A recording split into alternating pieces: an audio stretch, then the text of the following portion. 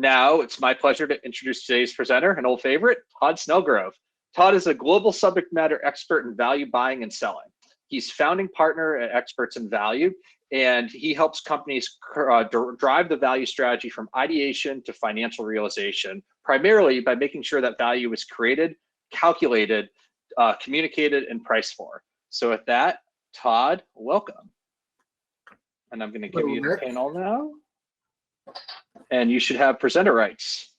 And I'm hitting show my screen. This takes me a second, I think, to bounce. Oh, and it looks like I'm seeing it. Oh, yeah? Yep.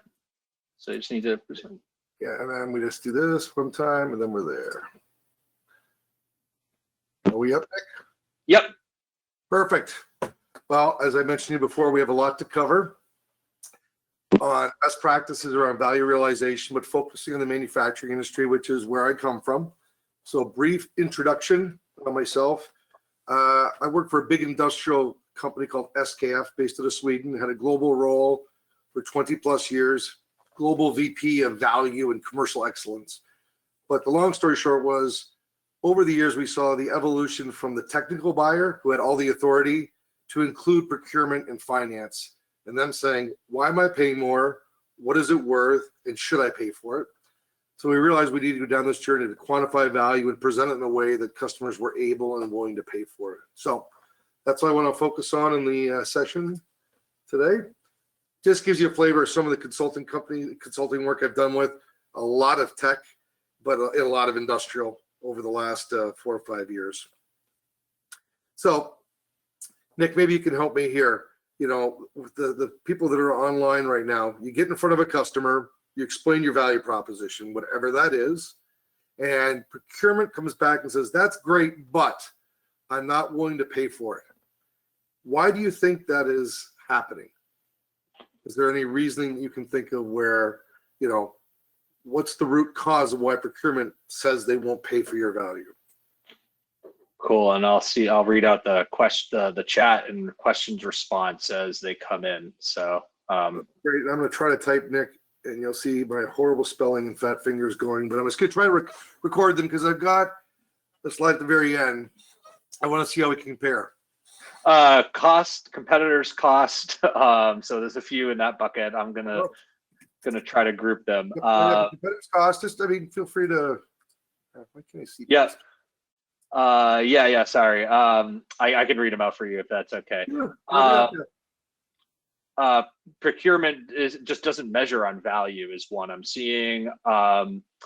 They're comped on bonus. Their comp and bonus is based on the amount of savings they generate.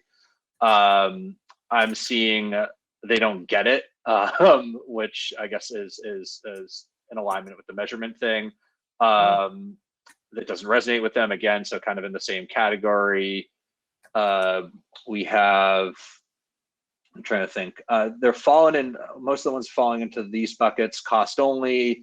Yeah, so I think those are kind of 3 main buckets that I'm seeing. Yep, okay, yep. Well, we're in alignment, and I will show you later.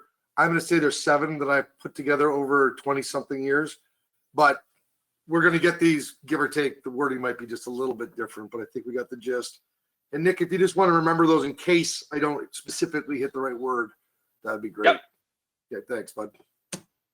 Okay, so first thing is the terminology we use. And I don't mean to get specific here, but I truly believe that there's a big difference between the word price in the meaning, cost in the meaning, and value in the meaning. However, people transpose these all the time. Price is what you pay, $10. Cost is price plus shipping, receiving, energy consumption, amortized over the life of the product, maybe disposal costs. I'll give you some models you can use that are very manufacturing oriented. And value then is the difference between what I pay and what I get. But I used to have my email signature and it would say, I can be the highest priced, but the lowest cost. What do you want? And I can tell you, I spend, 15% of my time with procurement associations that have me come in and speak and do workshops and the like. And one of my favorite stories was, I can't remember where it was because it's happened so many variations, but similar, where they said, we send out RFPs, RFQs, RFIs, and talk about how suppliers need to be cost competitive, explain how they're going to reduce our costs. Times are tough in whatever, 2023, cost. And he goes, 90% of them come back with price reductions, extended payment terms, price reduction, discount, volume discount. I mean, price and cost are two different things. The question is, can we show total cost? Can we measure it? Or are we willing to really stand up to it? So, ugly example, but I left it in. It's old, but I think in this audience for manufacturers, hopefully this makes sense. So we're going to role play, and I'm going to be the salesperson, marketing person, and we're going to be at some big industrial customer somewhere. And we could be talking about shivs, bearings, chains, lubricants. I don't care, any motors, gearbox, it doesn't matter. Just change the zeros, okay? And there's two of these products that look the same, do the same thing, meet the same ISO specification. And again, I use the 10 and 15 because sometimes the people in the audience don't know what I'm talking about. But from a price perspective, I think it's pretty obvious. The one on the left, if it meets my minimum requirement, is 30% cheaper than the one on the right. Okay. Now, the question is, what are the costs? This will be different by everybody on here, but what am I affecting for my customer? But because you're in the industrial manufacturing world, these might be relevant. And I'm sure you could add a lot more. You'll get a slide and a few more that has a lot more meat on it. But maybe the one on the left uses more lubricant or water or energy, or they need to keep more inventory, or it takes longer to install, or it doesn't last as long, or it's less reliable. Okay, so I'm using more and less here. And the one on the right, because of engineering this and quality that and hardness of steel there, whatever that is better. So I'm going to put some numbers onto this and say, based on industry standards, based on the customer's numbers, again, I'm making stuff up here, 10% price on the left, $77 of other cost benefits, $15 price and $42 benefit, meaning the one on the right's actually $30 better off. So I've got my pretty slide. I'm done. Nick, does anybody want to challenge me what the customer would say if they pulled up a slide like this with their company's logo on it? Would the customer go, that's awesome, Todd, I'm willing to pay you 50% more just because you have a pretty slide? What would the customer say? Let's see if we got any responses. Feel free to enter them in the chat if you have any thoughts on this. I'll give folks a second or two. We got someone saying they won't believe him, so that's not quite surprising. Maybe more granularity around that, but yeah. more believe it. We'll come to that. Okay. Prove it is what I'm seeing. More believe it, prove it. Okay. Yep. One more second here, then I'm going to get moving just because. Another prove it. So I think. There we go. So they're going to say, well, first of all, back to word choices, that 5% price difference, I want to position it as an investment, not a cost, because it has a return. Now the customer is going to say, where did the data come from to let you do this analysis? Yeah, I talked to your people. I walked the facility. I found that your machines are lasting 2 years. I did internet research. It's best practice. Where have you done this before? Here's 87 locations we've been able to do this. Actually, some of them are your sister plants. So here's where here's where the data came from. Here's where I've done it before. And then the customer is probably going to say, does this look like or sound like me? I'm just going to make this up. You're talking to a pulp and paper company, and your reference is a law office in New York. That doesn't look or sound like me. You're talking to a mining manufacturing company, a mining company in Brazil, and your reference is a food and beverage company. Don't get me wrong. Sometimes these work, by applications, but the first question is going to give me some resonance behind this. Then they're going to probably ask the risk versus reward. They're not going to say this, but if I got this, I'm going to sit there and go, okay, what I'm seeing here is a $30 improvement impact for a $5 investment. That's 6 times a return. Energy is measurable. Inventory, okay. But if it was like, I got to pay $10 to get $11 of value, no, that's too much risk. I mean, you have to be perfect in your assumptions, Todd. But in this scenario, the risk reward, okay, I'm interested. And then I'm going to look at the believability and the references, and then the payback. And we don't have time today to go through some numbers, but maybe this widget doesn't need to last 50% longer. It only needs to last 3 weeks longer. And I used to get customers going, you're probably right. Just our teams looking at these machines, we probably could get them to reduce their costs, increase the life. We just have never focused on these pumps, fans, gearboxes, whatever it was. So it's a starting point to have a discussion. I actually find all those questions closing questions. So now to have some outside data, this is an older piece of data, but it doesn't matter because the story hasn't changed. So Accenture did this, and they looked at different asset categories. And I'm going to go through this quickly because please use this slide. It's one of the most valuable pieces of data I've ever seen. The red bar is the initial purchase price, expenditure, landed cost, which we'll get to in a minute, of different types of assets. And the purpose of the article, if you ever want to read it, is to get manufacturing companies to get in the services business. So I'm not sure which companies are online right now, but I'm not just going to sell you the fan or the motor, the gearbox, the chain, whatever you sell. I'm also going to do all these other services because, look, the services consume 88% of the cost. So if you were to go buy a new airplane tomorrow for your company or your personal use, only 8% of that is the initial price to Boeing, as an example. 92% is the labor, the fuel, the maintenance, the depreciation, these types of things. Class 8 trucks, just out of your interest, is a big 18-wheelers you see. Imagine that industrial equipment. A pump, a fan, a gearbox. Again, I'm not sure which companies we have online here, but I actually worked with the company I work with, SKF, because we bought industrial machinery for our own factories. And I remember saying to our chief procurement officer, who wrote a chapter in the book, Value First and Price, and we were doing an analysis on certain machines. I don't want to get specific, but I said, I like that one there. He goes, yeah, Todd, it's 10% higher initial price. He said, yeah, but the data looks like it's 2 to 3% less operating costs. And he's a Swedish guy, and don't get me wrong, I'm sure he's smarter than I was. He goes, Todd, why would I pay 10% more to gain 2% less? They said, yeah, because you need the denominator to make the discussion. 10% more of 12% is 1.2. 2% of 88 is 1.76. 2% in that example is worth about 45% more.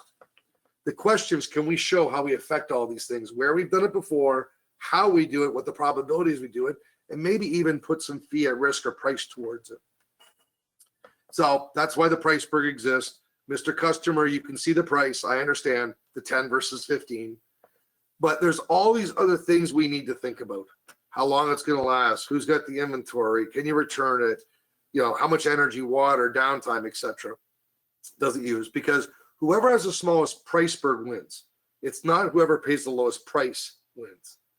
And I'll tell you, by using this slide at procurement conferences, they go, we get the concept. Give me that slide. Because he goes, we just got to find a better way. Because I want our suppliers to come with us and explain this to us. So the model, hopefully put some meat on the bone. So you might have heard of the term, hopefully the term total cost of ownership.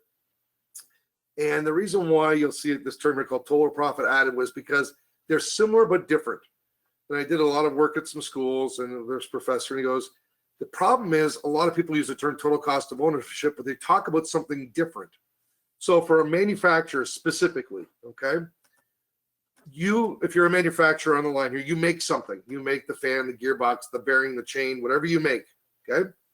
And your engineers are sitting somewhere, and they're making design decisions of how robust. I'm just going to stay with pumps, okay? Because if you said to them, make this pump last forever, I'm sure they could. It would be diamond and titanium and expensive. But they're saying, okay, how much is the customer willing to pay? How long should it last? How easy can we manufacture it?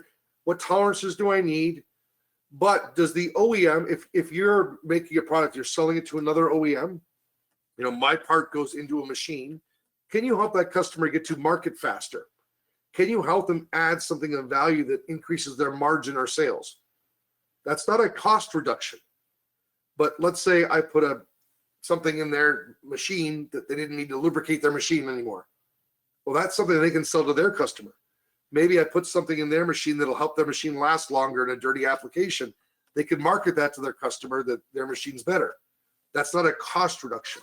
So somebody builds a machine, then somebody buys the machine, the acquisition phase. This is where procurement's been involved, has been told what they need. We'll stay with the pump, the fan, okay? And so I was doing this slide and variations of them at a conference, and our CEO was there. It was the best thing that ever happened because he had to sit through as a customer and listen.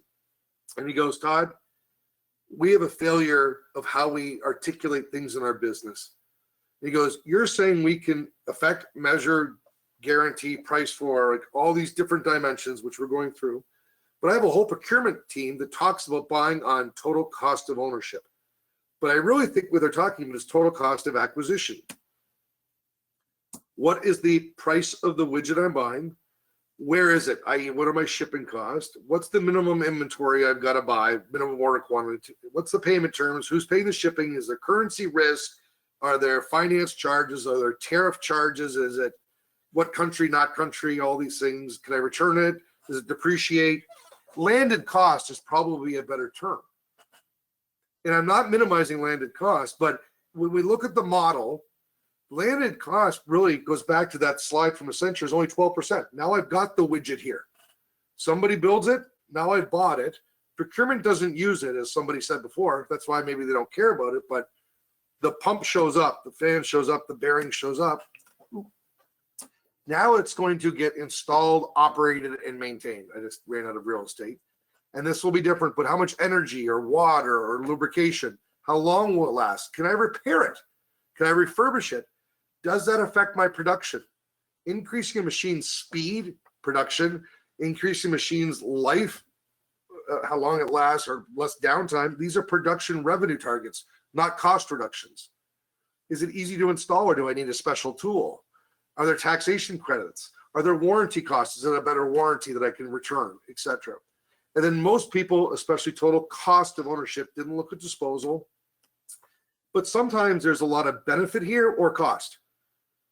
I've been told the cost of managed used oil and lubricant is twice the price of buying the stuff. So maybe a machine that doesn't need to do that would be worth more. But maybe there's a refurbishment cost. Maybe I could take the product and resell it. Maybe I could do a bunch of other things. Just as an FYI, some of the big car companies are making more money on the disposal of the cars now than they are on selling new cars. It's the secondary car market where they're buying back Mercedes and BMW, refurbishing them and reselling them. There's some companies that make chains, belts, fans that are building a refurbished business. As long as the widget works, do I care if it's new or not? You make more money, I pay less up front. Okay. So the question is, where are these costs? And as you can see, most of them are in the operation and maintenance phase. The slide before from Accenture, I think, said 88%. Call it 75%. Where do the numbers come from? That wasn't a Todd number. That was a third-party number, which I find much more valuable. So, and they've got to look at risk across all this dimension. So with that, let's look at how procurement thinks and works. And I've been very lucky to meet some procurement people over my life that I actually work with now. They've taught me a lot of how they buy, how they think. So two things before we get into it. One, and I might mix the terms up, but there's the buyer within the factory you're talking to. There's purchasing, and then there's procurement. Procurement strategic. It's a senior vice president type level. Some of the things we're going to talk about when we get to the business model and pricing is procurement. The buyer might write the order. God, we love orders. Don't get me wrong, but you got to figure out who you're talking to and what they value and what bandwidth they have and what their authority level is. And not here to sell books, but the book that we talk about, this Value First Then Price, I think there's 5 chapters in it written from procurement people. And that was one of the greatest takeaways. Like, how do you buy? How do you think? Will you pay for value? So here's some of the key takeaways. One of my favorites is this gentleman named Rob McGuire. He's a Scottish gentleman. He ran, I think it was PwC's European Procurement Strategy Group. Then he was at Reckitt Benckiser, which is somewhat like a Johnson & Johnson company, Europe. He's a consultant now. I do a lot of work with him, but he goes, one of my favorite things is, especially with industrial engineering companies, he used to buy bearings from the company I worked for. So he goes, it's hilarious.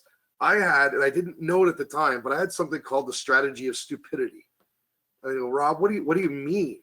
And he goes, the more I said, I don't care about that value, the more I said, how would you do that? The more your technical people came in as Superman and said, let me show you how. I was able to unbundle your value, which most of the time was your knowledge, and then go buy it somewhere else. If I told you I valued it, you would want to charge me more. So I just said, I don't care. And you never said, then we won't do it.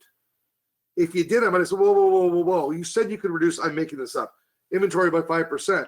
Yeah, but that would mean you'd need to pay us this or give us this contract. And you said you wouldn't do it. So we can't afford to do that.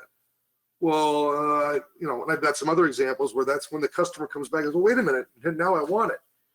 You know, I play dumb. You give me stuff to show me how smart you are. I take it, and now I can unbundle it and buy it somewhere else. Number one.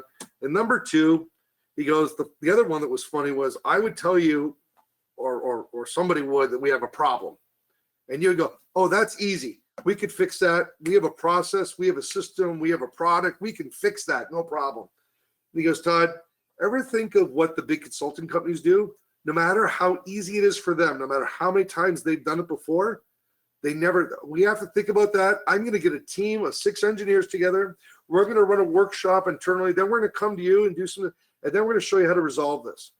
They might have the answer in their mind right now, but if you tell me how easy it is, then try to charge me for it. Yeah. Go to the lawyer. Here's my problem. And he goes, file form 123. Here's, 10 grand. What? It just took you 3 seconds. Make it sound hard. And we all know the story about the old guy that fixed the problem. I mean, it's, you're paying for the knowledge. If the knowledge comes across as being easy to replicate, they're not going to pay you for it. And then the final quote from Rob, I might not be able to give you an order to the business. If the business hates you, you've screwed them, your products fail all the time, you're never there. He goes, I probably can't and won't give you the order, no matter how cheap you are or how much I like you. But I can tell you, there's usually a primary, a secondary, and a tertiary where I've got a lot of sway to move it. Yeah, I know you want ABC, but you're going to get XYZ. So, if the customer hates you completely, procurement's not going to save you in general.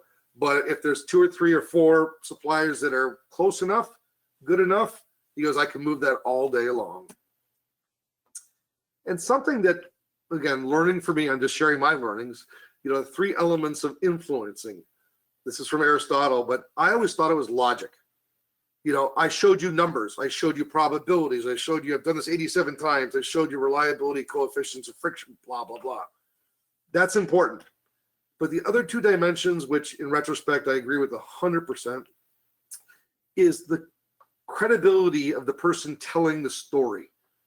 Do I believe the person? Have they done this before? Are they giving me something that resonates? Or are they just reading off a slide? Nick and me were talking before. The slide says this, corporate says this. I can tell, and I think procurement people are really good. Do you believe it? And then the believability, the stories you tell, the passion. And I'm not here to toot my own horn, but I've had a few deals where the customer said, you want to know what? You believe in this. It's obvious you believe in this. I hate to say we're going to trust you, but find your story. Listen to your colleagues. Go for a beer after work one day. Tell stories of how you explain reliability or increased life. Role play it. Build your own stories that I can understand, but don't just read it off a slide, because I see too many people doing that today, and that's where procurement can go. Really start challenging you. Stories are less tough to challenge. So, and again, I don't know who made it today, but hopefully everybody listens at some point. You've got these low price players in every market. Okay, so you've got whoever you are here, and you've got somebody that says, I'm just as good as they are, but I'm cheaper. So the question is, how do you explain risk to a procurement or a company for buying the low price one? And you could do financial calculations, okay, which maybe we'll get to a few more in a minute, but mine only needs to last 2% longer to justify this price difference, et cetera, et cetera. But when I look at other industries, I think there's some key takeaways. The whole IBM, nobody ever got fired for buying IBM. Threatening somebody saying, if you don't buy tier 1 and you buy from a no-name brand, you're going to get fired. Storytelling is a way to do that. Well, we know of a company somewhere that got themselves in a situation. They bought, I'm just going to make this up, gray market, and then they had a problem. I mean, don't throw in their face. Tell the story where they come to the conclusion is different than in their face. One thing, and we've all been to different sales classes, but I think we talk always about gains. I can help you increase production. I can help you increase throughput. I can help you increase efficiency. It turns out people are much more averse to loss than they are towards gain. It sounds interesting, but what I'm saying is whenever you're doing a presentation, try to use both. I can help you increase production by whatever, 1%, which is this revenue, which is this profitability, but that's the same as less downtime and less this and less that. The study around it was, Nick, how good do you feel? You found $100. And Nick chooses a number 2, 1, and 10. He goes, that's awesome. $300. I can go for dinner on Friday. $100 these days. That makes me feel like an 8. Oh, oops, I made a mistake. I'm taking it away. And the better example is, if it's never happened to me, thank goodness, but here's your expected salary increase this year, inflation, I'm making numbers up, 4%, and then you get to it and it's 1%. If I would have told you 1% ahead of time, so they use these control groups, when I think I've got gain and then I lose it, the pain is much worse.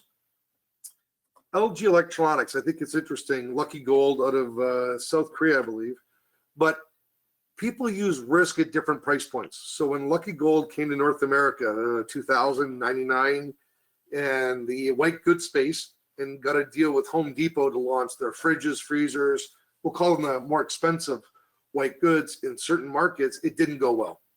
Because people walked in and they were selling functionality and technology. Warranty was just as good. Their steel was just as good. I don't know. The compressor had a warranty, blah, blah, blah. But people looked at it and said, I'm making up numbers because things have changed a lot in price since whatever, 2000. But $2,000 fridge, company never heard of, don't care how good everything is, not going to do it. Not going to do it. So the customer did the risk calculation on their own. Lucky Gold came back and LG came back and started with those mini fridges, bar fridges, hotel room fridges. And then people got used to the logo and, okay, these guys are good. They work. And then my favorite, if anybody's as old as I am, I remember this annoying commercial. I think it's still around. But when Verizon started to say their reliability was better of their network, and I'm making up numbers that there's 99% and everybody else was 98 and 0.8, it didn't resonate. What is 0.2% reliability in a mobile phone call? Can you hear me? That resonates, that frustration. I don't even need, the data point. They've done some research saying they were better, but keep saying you're 0.2% better. What does 0.2% mean? Put it in a story and I'll get it. One of my favorite slides that my friend Rob McGuire put together for me. We were sitting somewhere and he said, Todd, what you guys, and he referred to you guys, well, you guys and girls, but salespeople need to understand is your ability to have the value conversation with me dramatically changes over time. And what I see people doing is at the wrong time. So I'm going to go through an example here because hopefully hopefully that's probably had the chance in their life to buy a car. And I know you sell pumps and fans and bearings and shivs and sleeves, but it's the same scenario. Give me a little latitude here. So a need has been identified. The car broke, the kids got older, I got married, the other one, the lease came out. A need's been identified, I need a car. A need has been identified, I need office supplies for my people. So the need's been identified. Procurement then sits back and says, I'm going to figure out my specification. I'm going to sit back and say, whether this is right or wrong, I want a gas car, I want a 4-door car, and I don't want electric. I'm not saying these are rational. Based on my understanding of the market, based on my knowledge of what I think I want, I'm going to make some assumptions. Then I'm going to say, well, who should I talk to?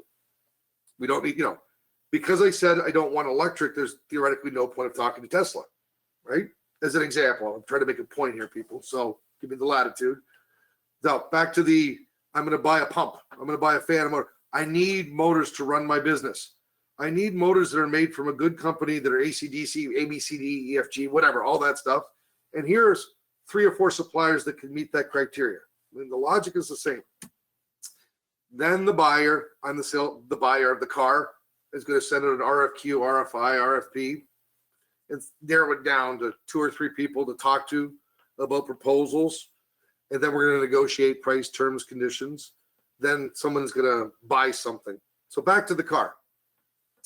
I decided I need a car. I decided I don't want electric and I don't want diesel. I had a bad experience with diesel 20 years ago. For some reason, I don't believe electric. I make a decision, I narrow my suppliers, and you come in, Todd, and now want to be the value guy and start talking to me about, you should really rethink about diesel or electric. No, my mind's already been narrowed down. To get me to rethink what I'm buying, what specifications I should be looking at, you need to be with me with the need identification or specification stage. So that's not just a marketing function. That's why I spend a lot of time writing white papers and thought leadership stuff, because just because it's an industrial part doesn't mean anybody that meets the criteria is the same.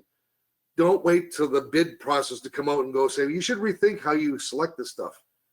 Spend some of your time being proactive. And then this is from Gartner. It's a few years old, but I don't think it would change. They did a survey of 750 business-to-business buyers, and they reestablished this. Your ability to change the discussion to something different, i.e. value, dramatically decreases over time. So 27% of the customer's buying journey is researching independently online. Who's got what? Who sells this near me? Who's a good supplier for ABC? Or I know some names I'm going to look at. Then I'm going to get around to talking to people that actually use the product or service, hopefully the right people, the people that actually use the stuff, install the stuff. Doing some researching offline. This is interesting. This, I think, is where people go to trade groups or associations or contacts. Friends at other companies. Hey, you buy this type of stuff. What's your experience been? 16% is doing other. Don't know what that is. Only 17% of the buyer's time is spent with you. So that means 83% is spent doing something else. 17%, it's tough to go in and go, don't look at the price of what I'm selling, look at the value. The only way to do this is to reframe it earlier in the conversation. And my final slide about procurement, I think, great slide in my opinion, because it summarizes the people that buy, procurement that buys them best value, not lowest landed cost, is better off. I won't go through all these, but in the middle of the slide, you can see Robert Hanfield, which is from North Carolina Procurement School, Center for Advanced Procurement Studies at Arizona State, and the World Commerce and Contracting Association. 3 procurement bigwigs, we'll call them, associations have said, this is the right way we need to look at it. We need to have a detailed discussion on what best value is and measure it. The sources for all this is those logos everywhere. On the top left, one of my favorite things, Manufacturers Alliance for Productivity and Innovation, called MAPI. I'm going to assume that some people on this call right now, their companies belong to this.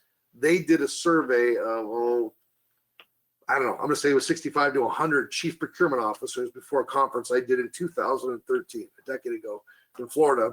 And if you remember that 4-stage slide, we had all those things listed off and even more, and said, which one of these does your team measure when they're making a decision?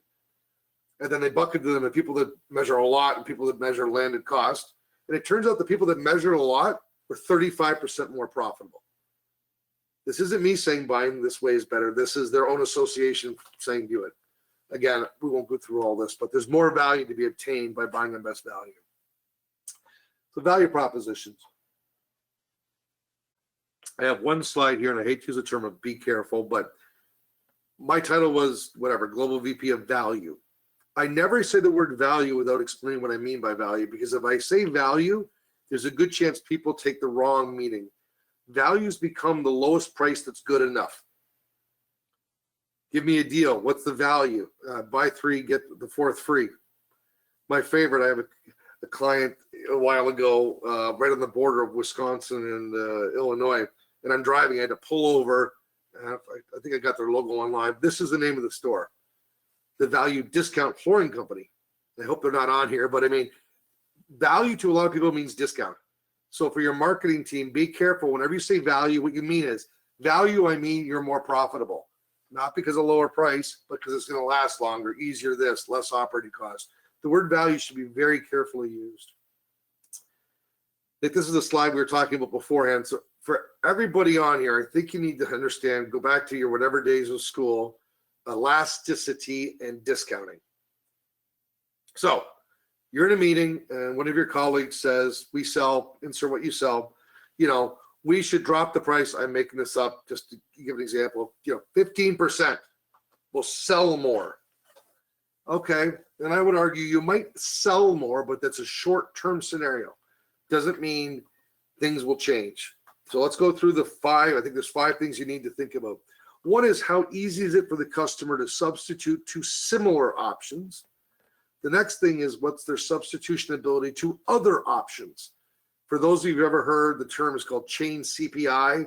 They talk about it for the USA Social Security. If the price of beef triples, I might go to chicken. I might give up beef. I can substitute it reasonably easy. So they're saying inflation is not as bad as the calculation, because people could substitute, because they can easily substitute. What are my costs to substitute? What is total market demand, and can I shape it by pricing? We will come back to this. And what is the total market consumption?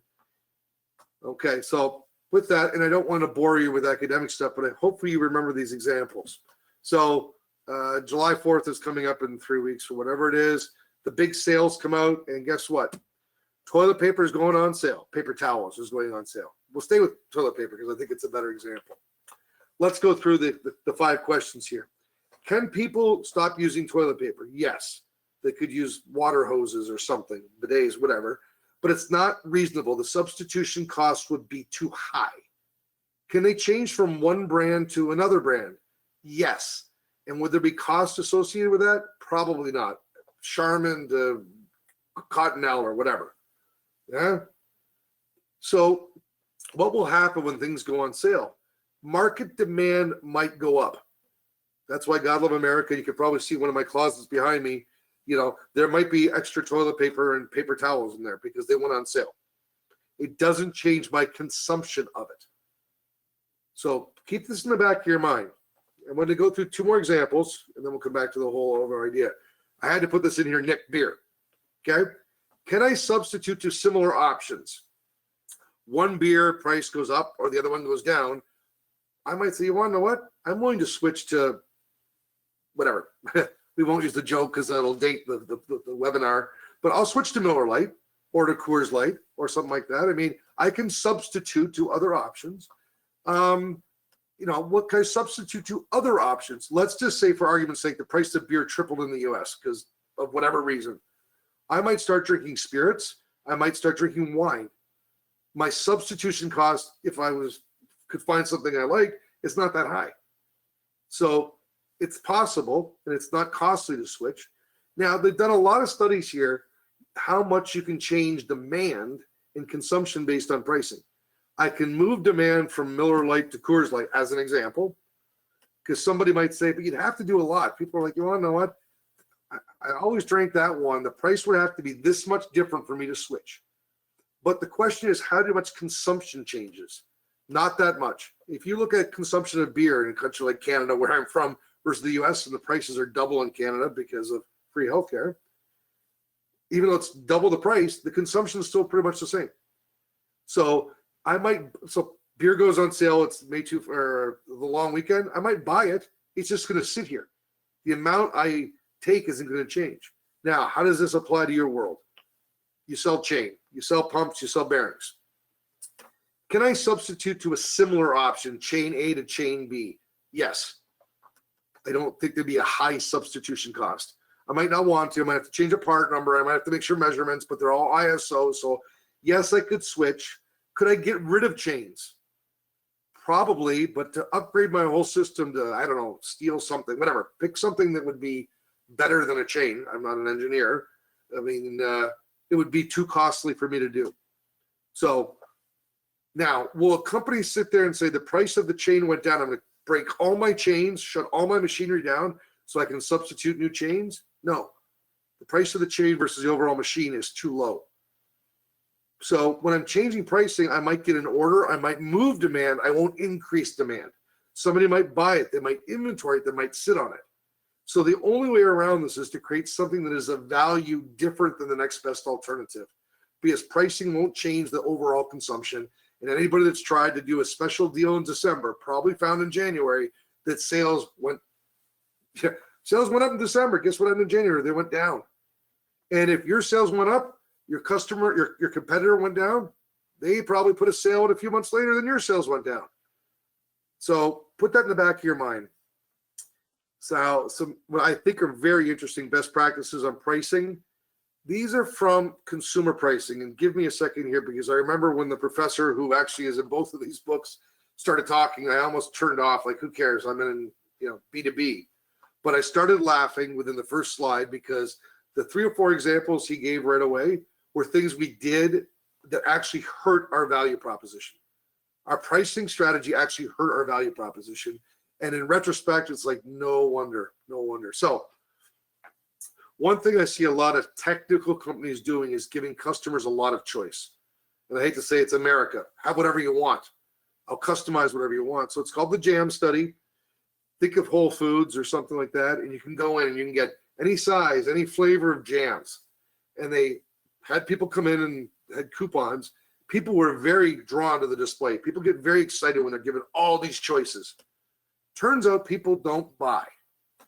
They get confused. They get buyer's remorse already. What if I choose the wrong one? I might as well stay with what I have. It's exciting to have, but it confuses me. And then procurement people will unbundle it. If the cherry one was $3 one and the blueberry's $4, how come the mixed one's not $3.50? You want $3.70?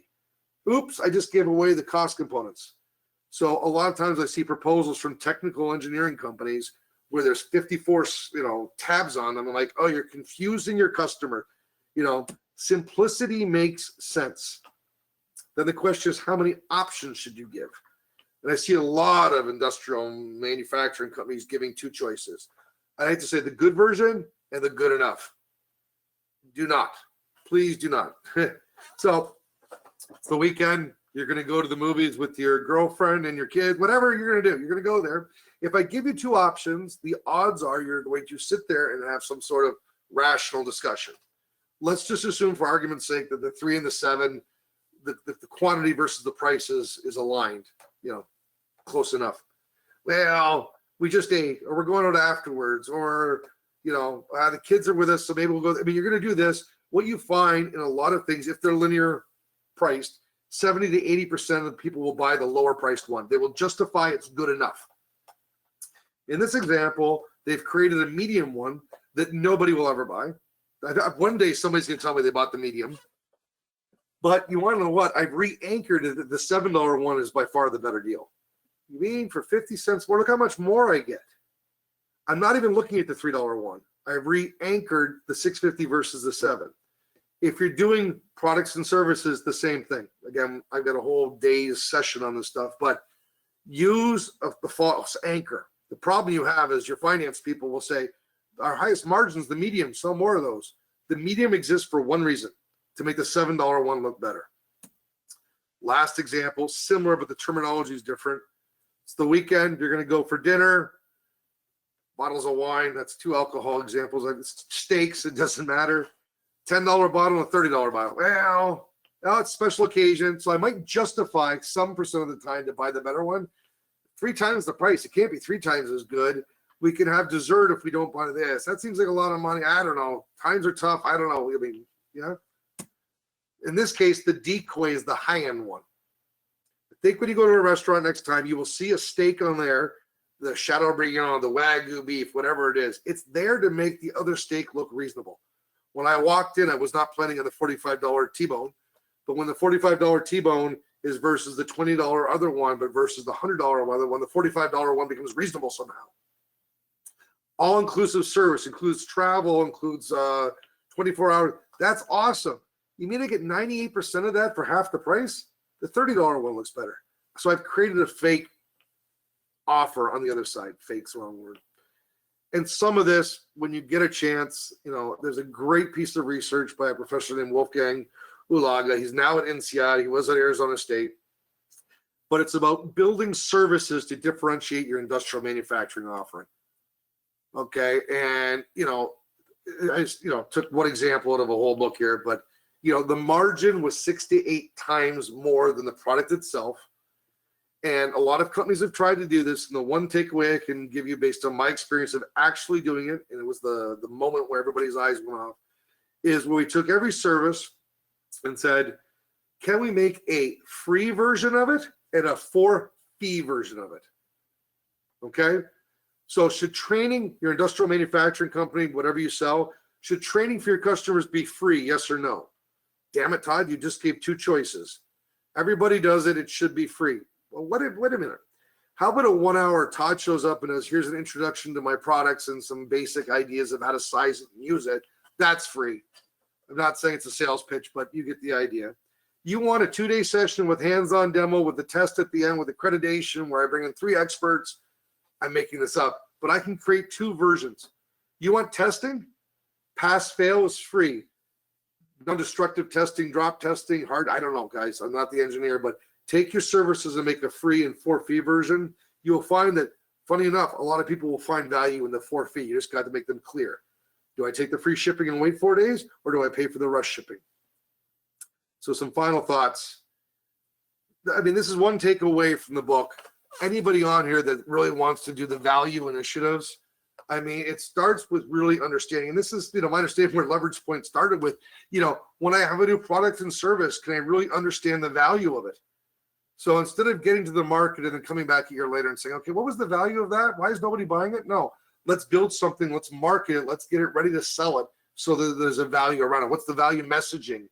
What is the value differentiation? What is the points of view that the customer cares about? Do I have a tool to quantify value? Because saying all those words without numbers is worthless. Have I trained my people? And it's more than that initial training, but you've got to start somewhere. Most companies stop there if they're even good. The research shows, experience, etc., not just me, but a bunch of other people. It's the ongoing.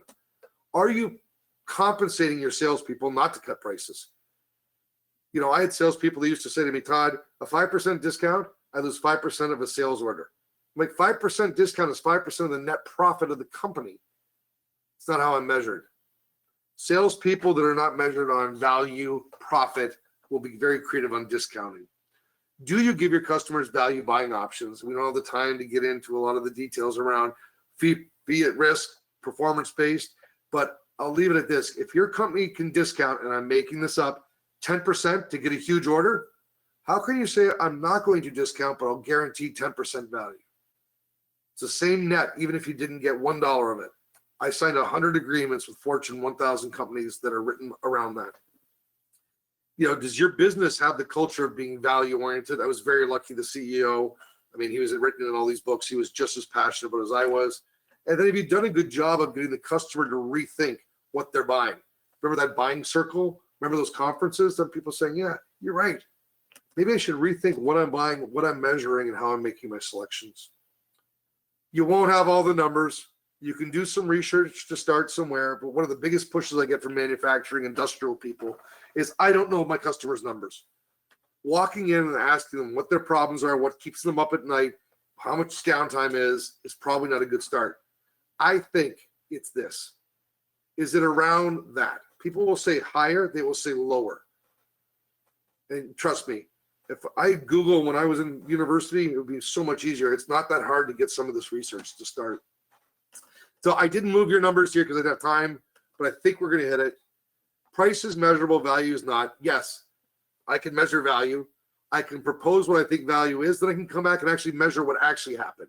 I think this thing will last this much longer and use this much less energy. I love energy or water. I can measure that. But I've got a tool, system, and process to measure it. We didn't talk about this, I don't think, but customers saying, price is immediate. Todd, value is long-term. I'm making this up, the paper machine that lasts 20 years and making last 22 years, I'll be dead and gone, retired, will be bought and sold 3 times. There's an assumption that value is long-term and price is immediate. I will guarantee annual impact. Price is guaranteed and value is soft. This idea of value, that's cost avoidances. Yes, you're going to do a free 1-hour training for me, Todd. I wasn't going to pay somebody to do that. You gave me free shipping. All your competitors gave me free shipping. No, I'm talking hard, measurable stuff. This actually comes from a customer. I won't say what it is, but screaming at you to drop your price is kind of easy. It doesn't take a lot of work to threaten you.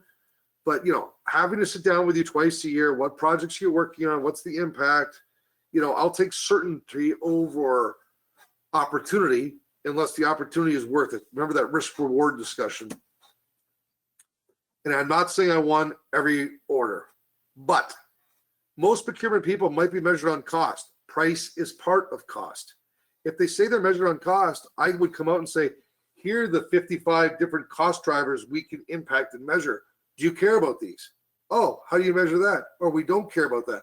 So you don't care about inventory. Then we have a program that can reduce your inventory by 20%. I won't do that. But I kind of want that. Don't give it away for free. But having that list, having that structured ability, it's amazing where there's something there. And this is where some customers say, you want to know what? There's 3 whatever suppliers. You're all the same. I don't have the time or effort to sit here and do a deep dive analysis. Oh, you want to know what? I'll put some fee at risk. I'll do something to make the customer stop and rethink. So as we are at the end here, you can just see a bunch of academic research has been done around this around the world. I mean, there's some US companies there. I think just as important, these are procurement associations that have had me come do keynotes or research with them or chapters, whatever you want to call it, but all the way from government, that's the US, well, National Institute of Government Procurement, very US. That's Asia, that was Brazil, that was Finland. These guys are global, they changed their name. But a lot of, certified purchasing professional. I've done a bunch of Institute for Supply Management. US government that said we've got to buy best value, and then a bunch of associations. I just did a safety association saying we've got to buy on best value.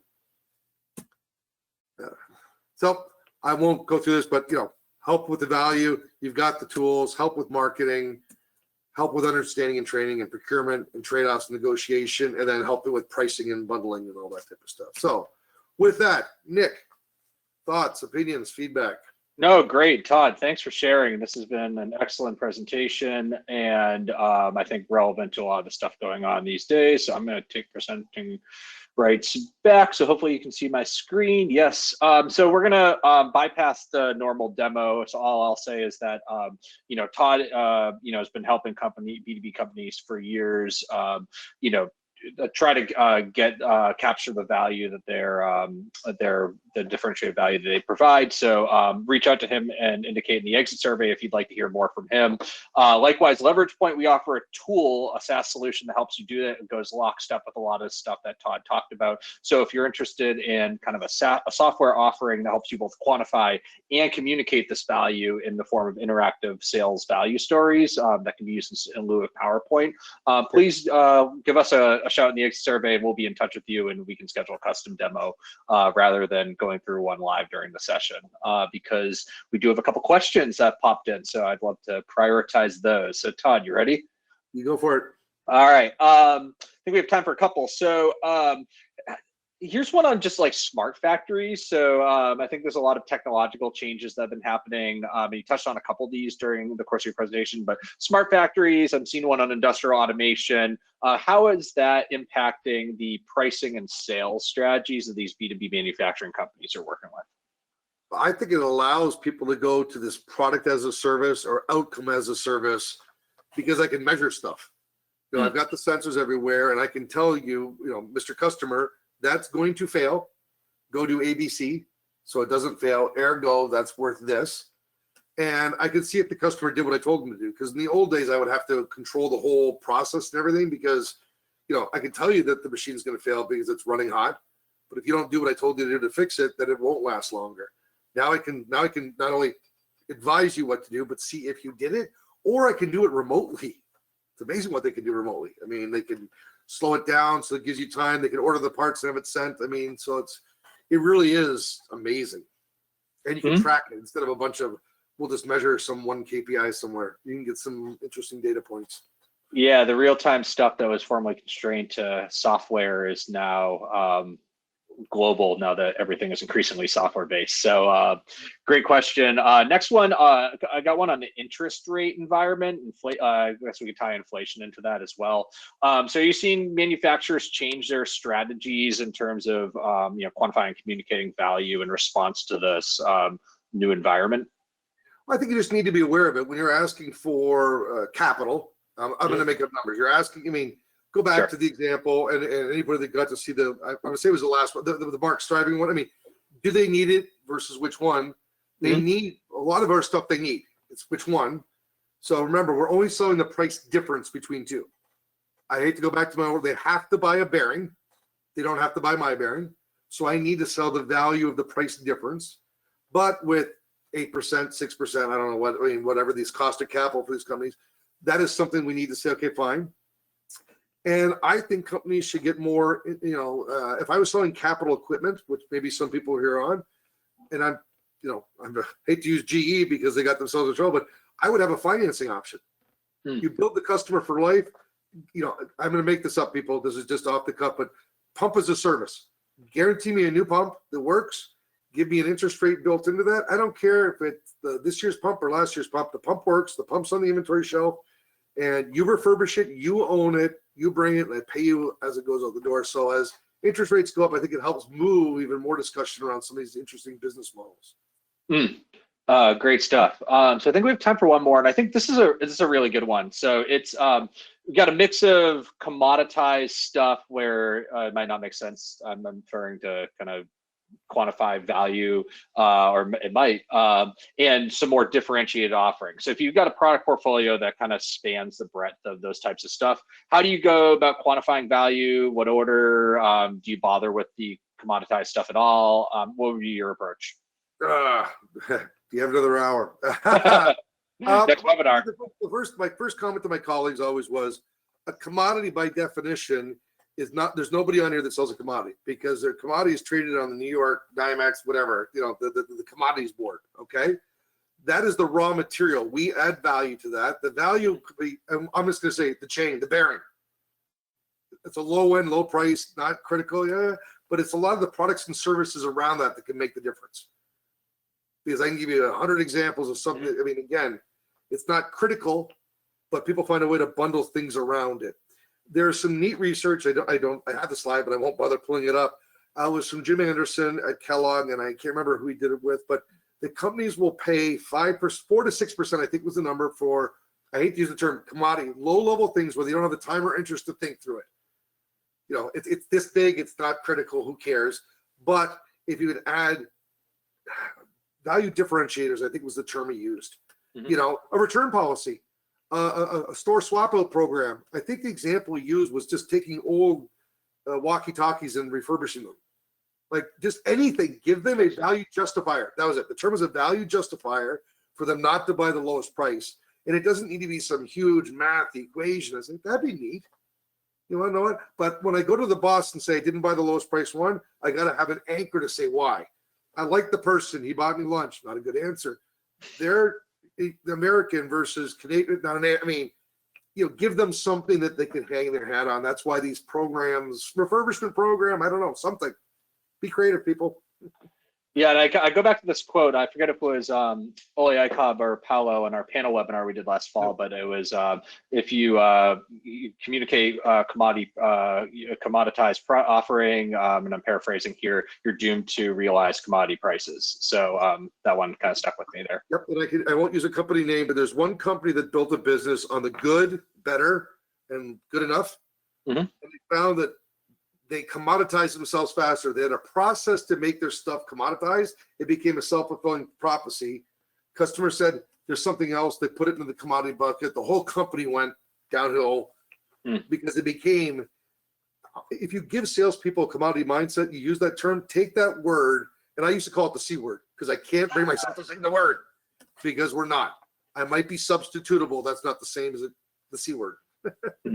No, that's a great lesson and a great takeaway and a great, I think, place to wrap it up since we're running up against the hour. So thank you so much for taking the time to share this, your insights. And remember, please follow up in the exit survey if you'd like to hear from Todd and what his services, hear about Leverage Point, and also register for next month's webinar. So we're going to be joined by Bernie Lawrence, who's CEO of Lawrence and Associates. He has an extensive career in sales training, focusing on communicating value to overcome risk and win over and other customer objections to communicate the value that your software or other offerings provide. So this is going to be a really good session, very sales focused. So please register. This is going to be on July 18th is our next session. So hope to see you all there. And that'll be all from us today. So thank you, Todd, and thank you to everyone who showed up. Enjoy the start to your summer, and have a great few weeks, and we'll see you back soon. See you, Nick. Bye, everyone. Everyone.